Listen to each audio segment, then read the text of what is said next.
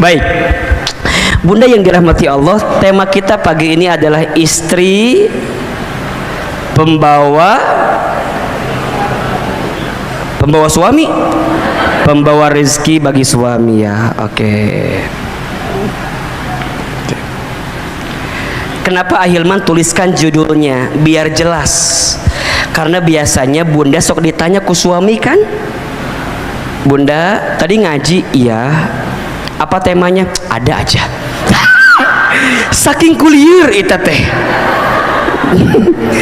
Kan sok aya nu kitu jawaban. Aya teh kira-kira ada enggak? Ada kan?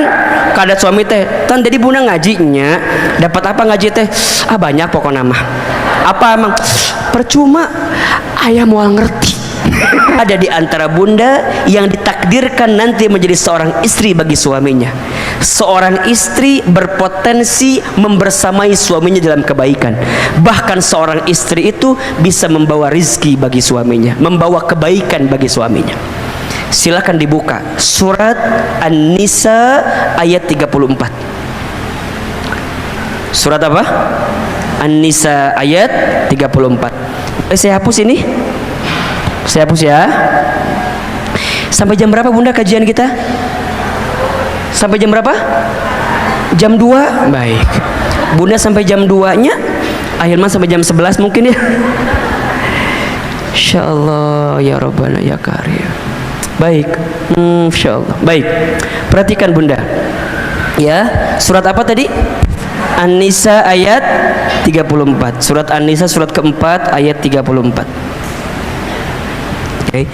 Ini ayat yang benar-benar harus Bunda pahami dalam rumah tangga, ya, yang bisa mengantarkan pemahaman kita tentang positioning di rumah tangga antara suami dengan siapa? Istri. Oke, okay. Silakan dibuka. Bawa Quran atau tidak? Bawa HP? Ada aplikasi Al-Qurannya? Okay. Kayaknya. Oke. Okay. Baik. Auzubillahi minasyaitonirrajim. Bismillahirrahmanirrahim. Ar-rijalu qawwamuna 'alan nisa. Ya. Laki-laki itu atau suami itu qawwam, pelindung bagi perempuan, bagi istrinya. Kenapa? Bima faddalallahu ba'dahum 'ala ba'din wa bima anfaqu min amwalihim. Karena Allah telah melebihkan sebagian mereka atas sebagian yang lainnya. Oke, pertama, pemimpin di rumah tangga itu siapa? Suami. Ya. Ada suami, ada istri. Oke. Bunda sebagai seorang perempuan harus memahami dan meyakini bahwa seorang suami adalah qawwam, seorang pemimpin bagi perempuan. Ya. Kenapa? Karena seorang suami diberikan kelebihan daripada perempuan, sehingga dia diberikan kewajiban untuk memberikan nafkah bagi siapa? Bagi perempuan. Maka suami ini punya potensi yang begitu luar biasa membawa kemana kapal rumah tangga itu. Jadi yang namanya rumah tangga mau dibawa kemana, nah kodanya siapa? Suami. Maka jadi suami itu nggak mudah, berat luar biasa. Berat luar biasa. Ketika ada laki-laki mengatakan kalimat ketika nikah, saya terima nikah dan kawinnya Fulanah binti Fulan dengan mas kawin sekian dibayar tunai, apa maknanya? Saya terima apa yang ada di istri saya, kebaikannya ataupun keburukannya, gitu. Kebaikannya saya yang akan membimbingnya, keburukannya saya yang akan menanggungnya, gitu loh. Begitu dalamnya. Makanya hati-hati dengan akad pernikahan, tidak mudah gitu. Makanya disebutkan dalam keterangan yang lain ya, kalau ada seorang suami yang beristrikan lebih daripada satu, kemudian dia tidak bisa berlaku adil terhadap kedua daripada istrinya itu, maka nanti ketika hari kiamat dia akan berjalan miring. Kenapa ibu ketawa? Pasti kabayang gitu. Jadi berat tantangannya, nggak mudah gitu maksud saya, nggak mudah. Maka dipastikan suami harus punya qawwam, harus punya apa ya istilahnya, kemampuan untuk menjadi pemimpin indung bagi istrinya, bagi rumah tangganya. Al-ummu madrasatul ula, ibu itu sekolah yang pertama, betul. Tapi siapa kepala sekolahnya? Suami, ayah. Jadi yang membawa kemana rumah tangga itu tergantung suaminya. Karena Allah berikan kelebihan. Maka di sini bunda sebagai seorang istri kudu sadar dulu bahwa suami kita adalah pemimpin, bahwa suami kita adalah seseorang yang Allah posisikan dia menjadi seorang pelindung. Maka ingat, posisi kita bukan sama gitu ya, bukan berarti kudu sama, bukan, tapi bunda berada di sampingnya untuk membersamainya, bukan berarti sama posisinya, bukan. Karena di dalam Islam suami adalah pemimpin bagi perempuan.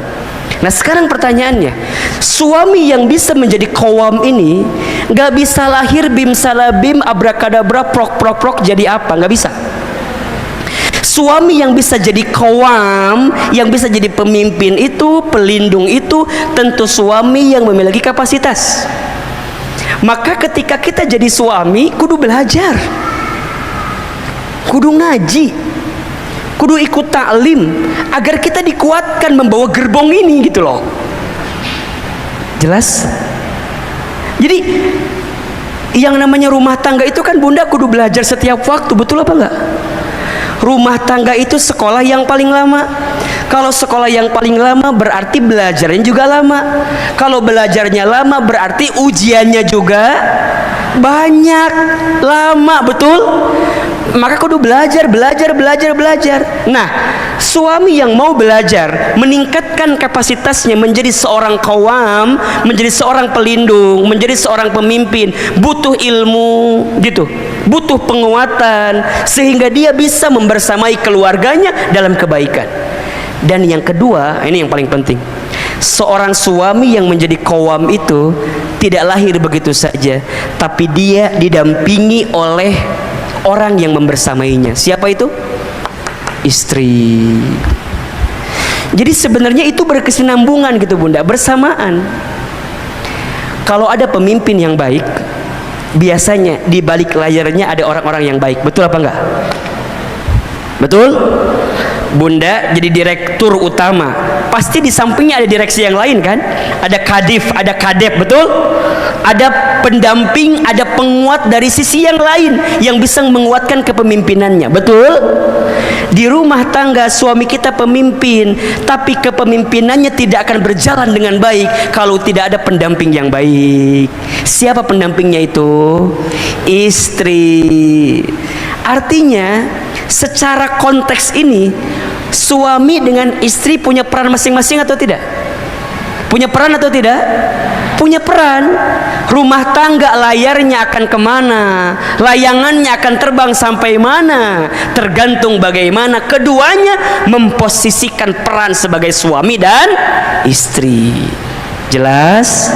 Pertanyaan kedua, Ahilman, istri yang seperti apa yang bisa menguatkan qawamnya bagi seorang suami? Kira-kira begitu. Istri yang seperti apa? Lanjutkan ayatnya. Di sini disebutkan setidaknya ada 3 atau ada 2 saja, atau ada 1 tapi cirinya 2 ya. Tapi kalau sederhana ya, ada 3 ciri istri yang bisa membersamai suaminya sehingga pada akhirnya membawa kebaikan bagi suaminya. Ya, siapa dia? Fassolihatu qanitatun hafidhatun lil ghaibi bima hafidhallah. Istri yang pertama yang bisa membawa rizki, membawa kebaikan bagi suami adalah istri yang solihat. Nah, jelas? Solihat. Apa itu solihat? Dijelaskan sebenarnya di kalimat setelah ini, tapi kalau boleh digambarkan, solehat itu adalah istri yang taat kepada Allah. Yang taat kepada siapa? Allah. Jadi istri yang senantiasa menghadirkan ketakwaannya kepada Allah, istri yang bertakwa, istri yang beriman, istri yang senantiasa meningkatkan ibadahnya, istri yang senantiasa menguatkan suaminya dari sisi yang mungkin suaminya kurang. Di balik laki-laki yang hebat pasti ada perempuan yang hebat, pasti itu biasanya ya. Kalau nggak ke atas, ke samping, ke atas ibunya, ke samping istrinya. Makanya bunda pernah dengar mungkin hadis ini ya, ad-dunya umataun, dunia itu perhiasan kan gitu, wa khairul mataiha al-mar'atus sholihah kan gitu ya. Dan perhiasan yang paling utama ya adalah apa? Kalau istri solehah kan sangat kecil maknanya, tapi al-mar'atus sholihah apa? Perempuan yang solehah. Siapa? Ibunya yang solehah, istri yang solehah, anak perempuan yang solehah, atau adik kakak perempuan yang solehah. Pokoknya kalau hidup kita diisi dengan perempuan-perempuan yang solehah, maka pasti akan mendapatkan kebaikan. Coba deh, ibu, masya Allah, saya tuh kalau bicara ibu suka apa? Suka nggak kuat kadang-kadang bunda. Kenapa? Karena kalau orang nanya ya, Hilman hari ini bisa begini, bisa begitu. Kalau saya jawab, bukan hebatnya saya, hebatnya doa ibu saya.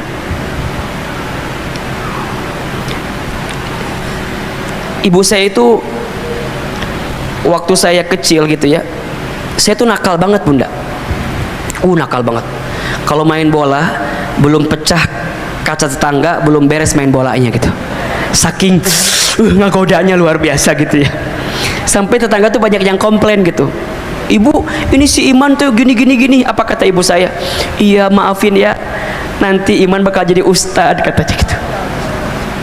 Singkat cerita ibu saya lulus SD masukin ke pesantren. Saya masukin ke pondok ke pesantren. Singkat cerita ibu saya sakit gejala stroke ringan. Jadi kalau makan itu harus disuapin gitu. Saya itu kalau libur dari pesantren, saya pulang ke rumah, saya nyuapin ibu saya. Satu kali ibu saya itu kalau sarapan pagi-pagi, sarapannya sambil nonton ceramah ustadz-ustadz di TV gitu. Sampai kata ibu saya, Iman, nanti mama bakal nonton Iman ceramah di TV ya, kayak ustadz itu.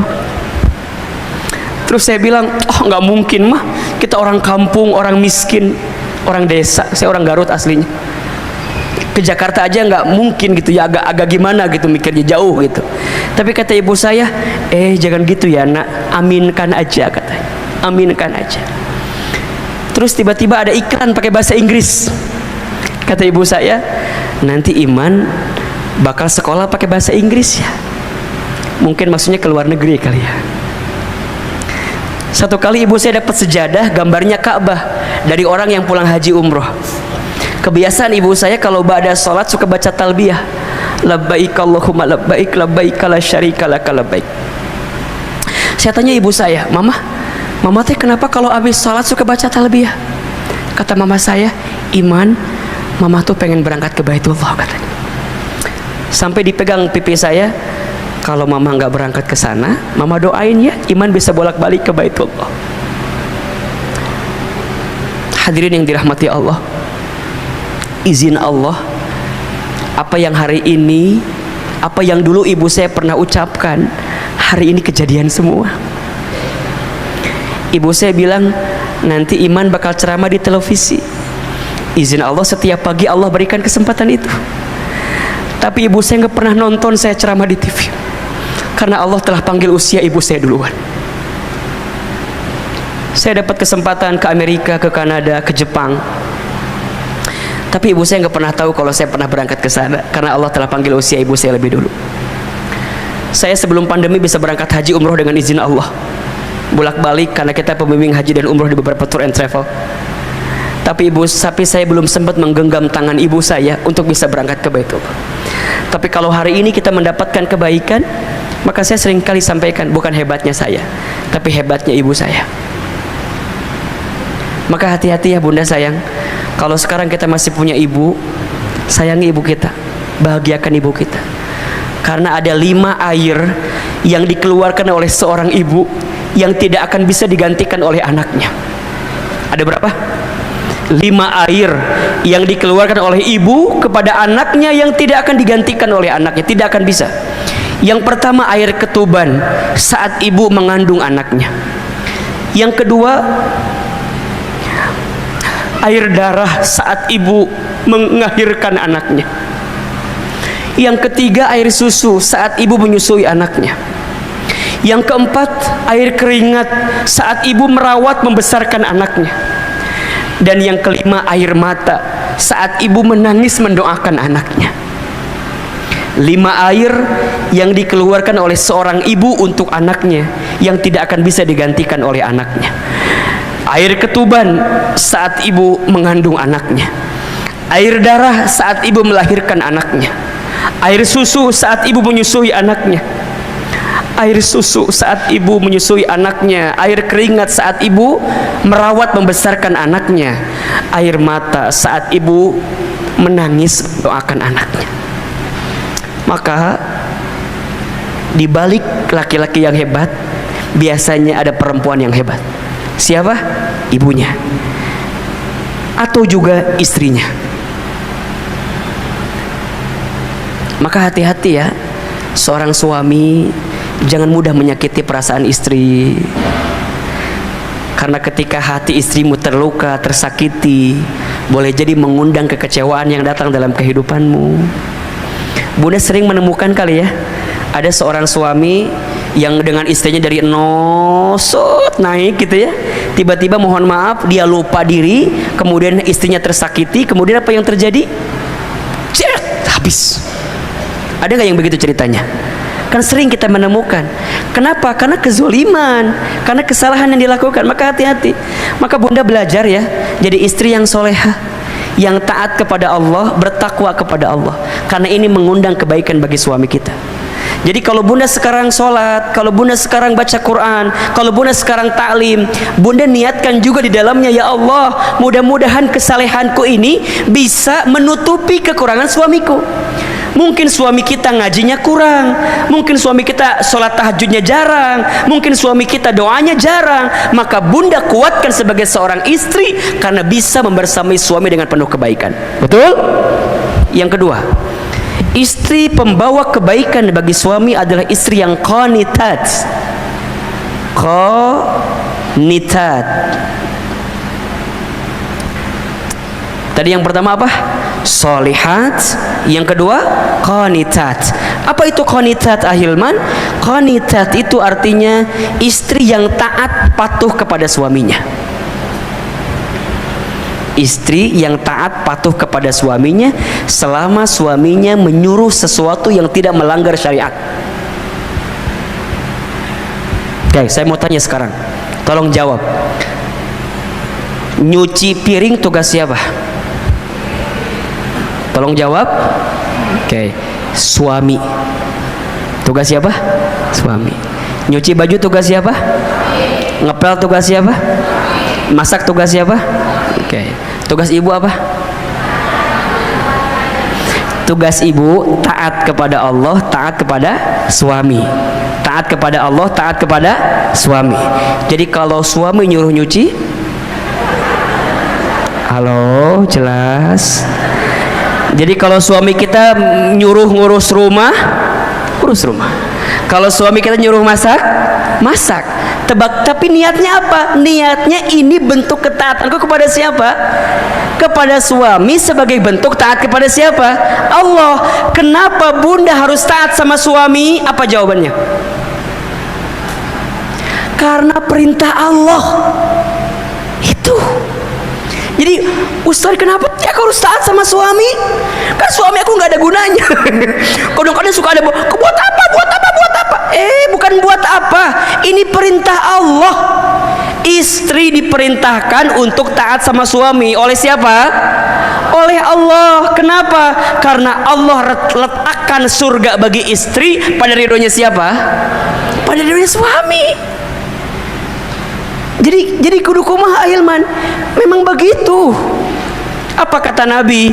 Barang siapa seorang istri yang sholat 5 waktu dan puasa di bulan Ramadan dan menjaga kehormatannya dan taat patuh kepada suaminya, maka silahkan masuk surga dari pintu manapun.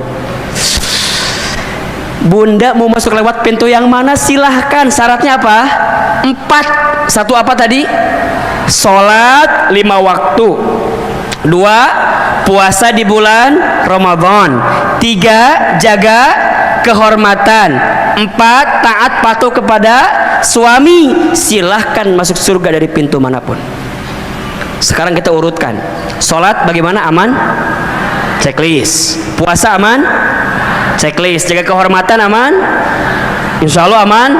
Hati-hati ya, perempuan itu seringkali tergelincir pada 2 hal. 1 pada lisannya, 2 pada kemaluannya, pada kehormatannya. Maka hati-hati dengan lisan seorang perempuan. Bunda kudu jaga lisan ya, karena banyak perempuan yang mohon maaf tergelincir kemudian masuk ke dalam api neraka karena tidak mampu menjaga lisannya. Salah satunya tidak pandai berterima kasih kepada suaminya. Jadi kalau bunda suka bilang gini, kurang gini, hati-hati. Istri yang tidak pandai menerima pemberian suaminya bukan istri yang mendapatkan golongan qanitat. Jadi kudu terima. Tapi kan Ustadz kurang. Kalaupun kurang, bicaranya yang baik. Belajar menerima apa yang suami kita berikan. Jangan menghilangkan kebaikan suami. Dan jangan menceritakan aib pasangan kita kepada orang lain. Tutup rapat-rapat. Karena kadang-kadang, ini mah kadang-kadang ya, bukan yang di sini, yang entah di mana gitu kan. Kadang-kadang kita suka nggak nerima, Ustadz, aku mah selama nikah sama suami teh nggak pernah bahagia. Ya Allah, menghilangkan etama, betul apa enggak? Yakin nggak bahagia sedikit pun? Pasti adalah bahagia mah, pasti ada, betul apa enggak? Kadang-kadang kita mah suka pinter begini, melihat satu kekurangan menutupi banyak kebaikan. Betul apa enggak? Ustadz, yang lain mah diajak jalan-jalan enak, aku mah nggak pernah jalan-jalan. Yang lain mah ke taman safari jalan-jalan teh, aku mah enggak.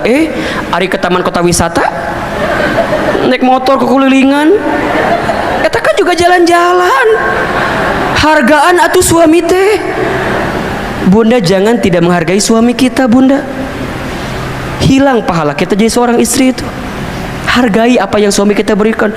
Assalamualaikum, ayah pulang. Sok, bunda kumaha sikapna?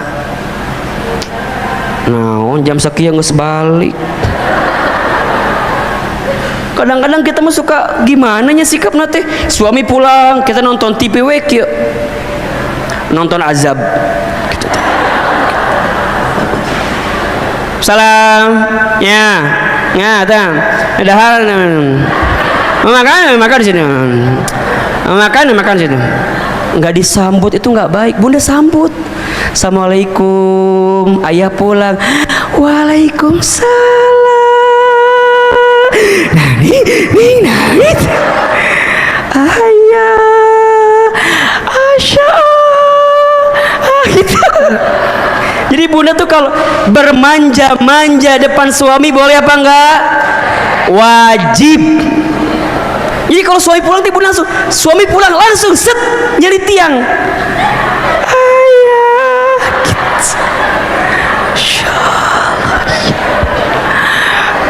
gitu.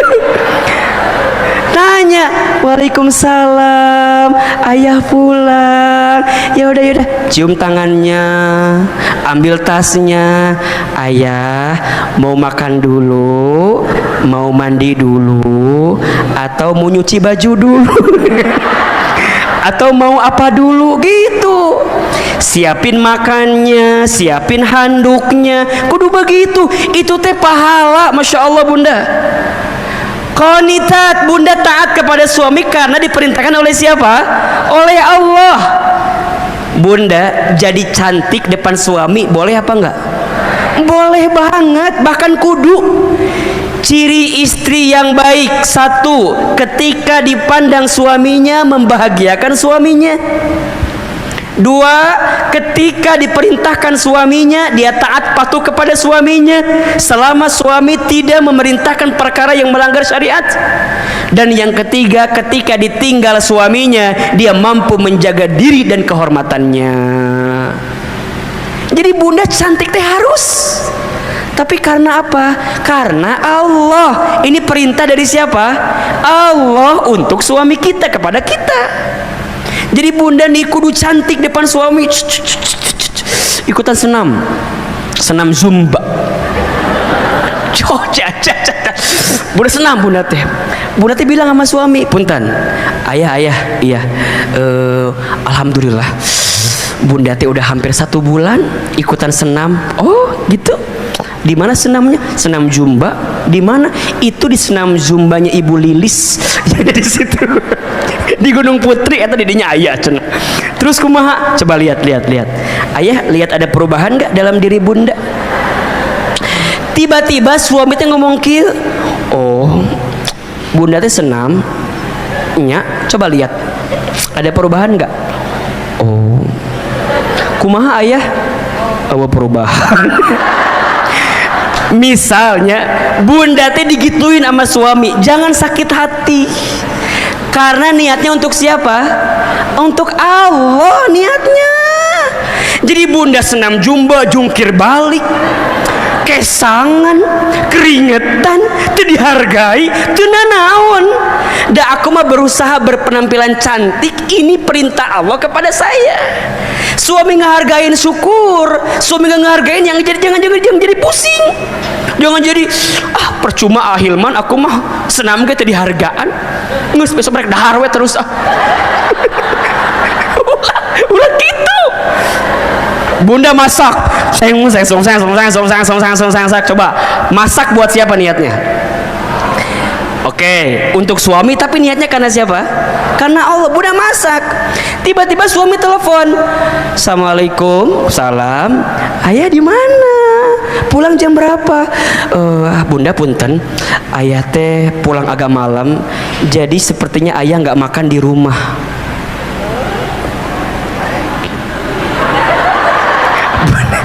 Bunda keur masak, tiba-tiba suami bilang nggak makan di rumah. Sakit atau tidak? Sakit. Di mana sakitnya? Di dia. Sakit Ustaz, sakit. Bunda jangan. Beres masak, bunda teh makan semua. Suami teh punya hobi makannya pakai sambal. Bunda teh udah ngareno sambal. Kita suami nggak makan di rumah, ku bunda teh udah kehel teh dimakan sambal semua. Udah. Sore makan, malam sakit perut. Kiwe. Suami pulang, assalamualaikum, ayah pulang. Bunda teh di kamar, kiwe. Suami datang, bunda kenapa kok di pojokan kamar gitu? Akhirnya bunda kesel kan, bunda bangun. Kamu tuh nggak pernah peka sama aku, tau mas? Kebanyakan nonton Ikatan Cinta, tah. Kamu tuh nggak pernah peka. Aku teh masak untuk kamu, masak sambal sacoeteun. Biar kamu makan sambal, aku makan semua. Ayeuna nyeri beuteung saya. Bunda, kalau niat taatnya karena suami jadi capek, betul apa enggak? Tapi kalau niat taatnya karena Allah jadi kebaikan. Qanitat. Kenapa bunda harus taat kepada suami? Karena ini perintah dari siapa? Allah. Dan istri yang taat, yang bisa membahagiakan suaminya, maka istri ini membawa rezeki bagi suaminya. Suami yang bahagia karena istrinya, maka suami akan membahagiakan istrinya. Kudu nama kitu. Walaupun aya nu henteu kitunya. Ustaz, aku sudah berjuang. Yaudah, bunda kalau sudah berbuat baik tapi nggak dihargai, jangan kecewa, karena Allah tahu apa yang bunda lakukan. Tapi kan Ustaz harusnya mah atuh sama suami aku juga sayang sama aku. Iya, harusnya kan begitu ideal, nak. Tapi kan kadang-kadang mungkin saja ada yang beda sama apa yang kita mau, betul? Bunda jangan pusing ketika kebaikan kita tak dihargai oleh pasangan kita. Catat ya, status hari keempat ini. Catat ya, catat. Rumah tangga yang baik itu bukan rumah tangga yang saing, tapi yang saling. Bukan menuntut, tapi menuntun. Ulangi. Rumah tangga yang baik bukan saing, tapi saling. Bukan menuntut, tapi menuntun. Gitu. Jangan tuntut pasanganmu untuk seperti apa yang kamu mau, tapi tuntun pasanganmu untuk seperti apa yang Allah mau.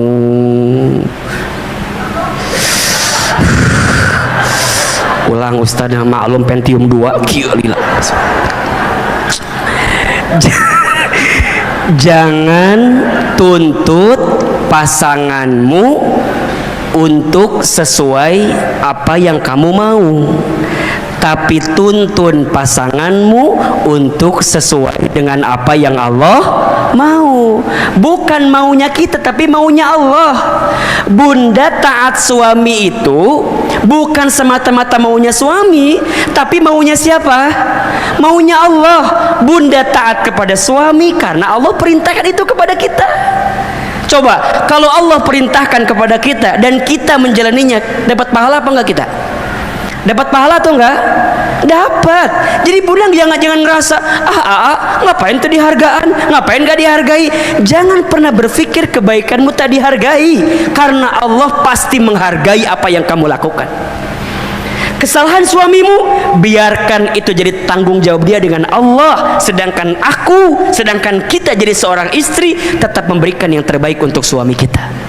Jelas? Jelas atau tidak? Tugas istri itu berat, iya.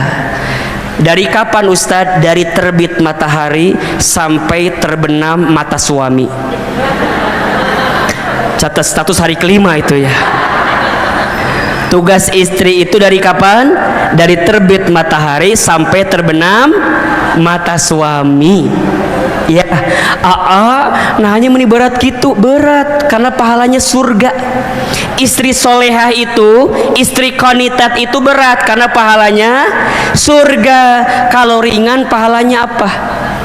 Kipas angin, kulkas satu pintu, payung cantik, betul? Jadi suami juga berat tugasnya. Bunda, ridhonya suami itu kita butuhkan banget, betul apa enggak? Jadi kalau bunda minta sama suami, selain minta yang lainnya, yang paling utama bunda minta sama suami, suami ridho sama kita. Coba bunda pernah nggak nanya sama suami, ayah ridho nggak punya istri saya kayak aku gitu? Jangan-jangan ridho, jangan-jangan nyusahkan orang teh selama ini. Makanya bunda tanya sama suami, ridho apa enggak ayah punya istri kayak aku ini? Kalau kata suami, ridho sayang, surga dibuka. Makanya nanti ya, kalau bunda wafat dengan izin Allah, kemudian suami bunda ke depan, bunda wafat, suami bilang gini, terima kasih sudah hadir untuk menyolatkan istri saya.